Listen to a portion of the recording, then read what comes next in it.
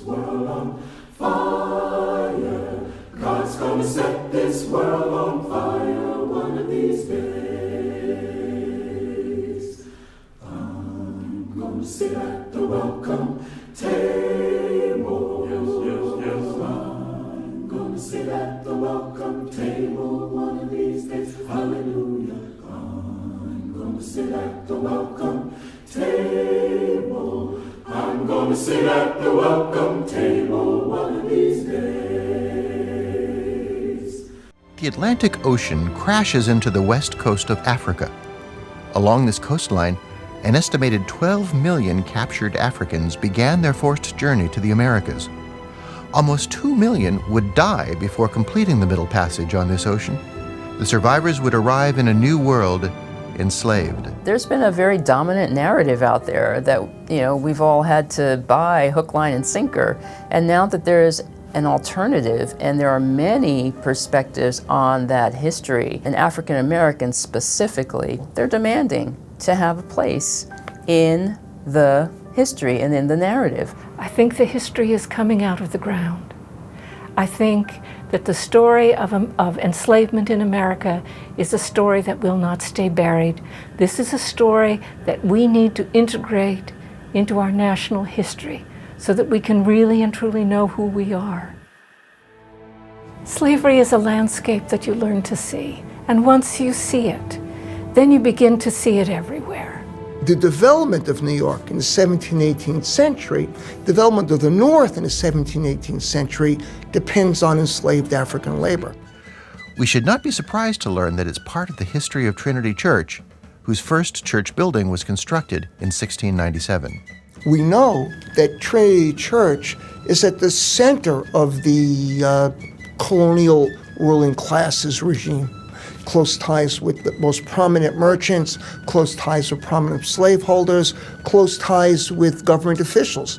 One of the things that happens is some of the surviving records talk about how prominent New Yorkers had assigned slaves to work in building and constructing the original Trinity Church.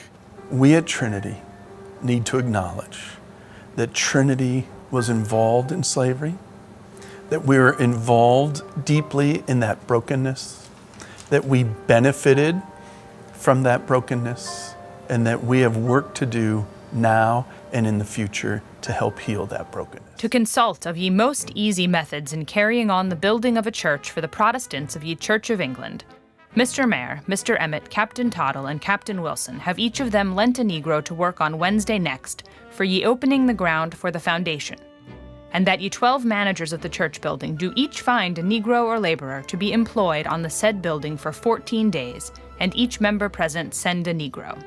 Trinity Church Meeting Minutes, 1696 and 1697. In 1697, the same year enslaved laborers helped build the first church, Trinity issued the first of two policies in church history dealing with segregation after death. That after the expiration of 4 weeks from the dates hereof, no Negroes be buried within the bounds and limits of the churchyard of Trinity Church, and that no person or Negro whatsoever do presume after the term above limited to break up any ground for the burying of his Negro.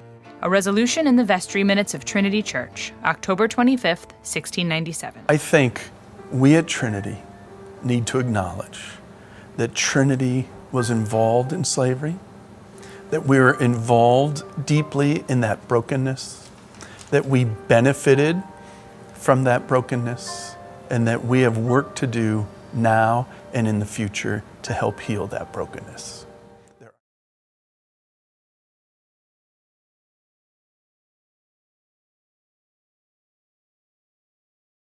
And African Americans specifically, they're demanding to have a place in the history and in the narrative. I think that it's important for those institutions, those systemic institutions that have played a role, to examine themselves and to be able to come to terms with what has happened.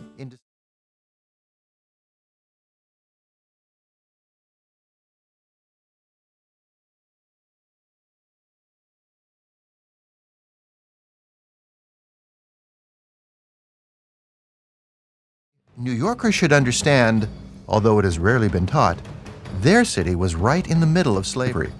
The Africans clear the forest. They build the road. They built the wall along Wall Street. They built the wall along Wall Street.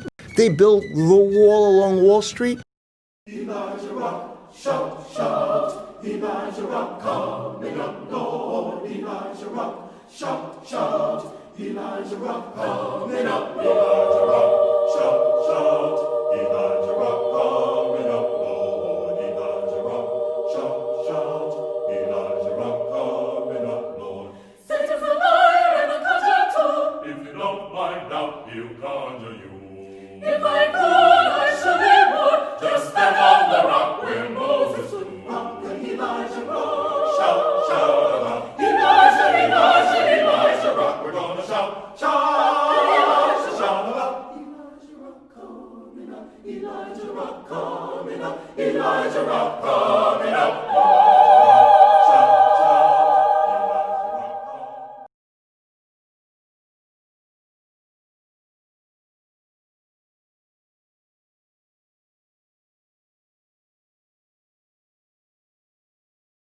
That people don't see the link about what's happening today and what's described in that marker behind it. Yes, the slaves were free, but they were freed with no wealth. They weren't freed with any land. And the people who control those institutions were the very people who enslaved them. So why would you think that because just freeing of the slaves made everything all right? Moon, then the sun will never go down. And African Americans specifically, they're demanding to have a place in the history and in the narrative. That we need to integrate into our national history so that we can really and truly know who we are.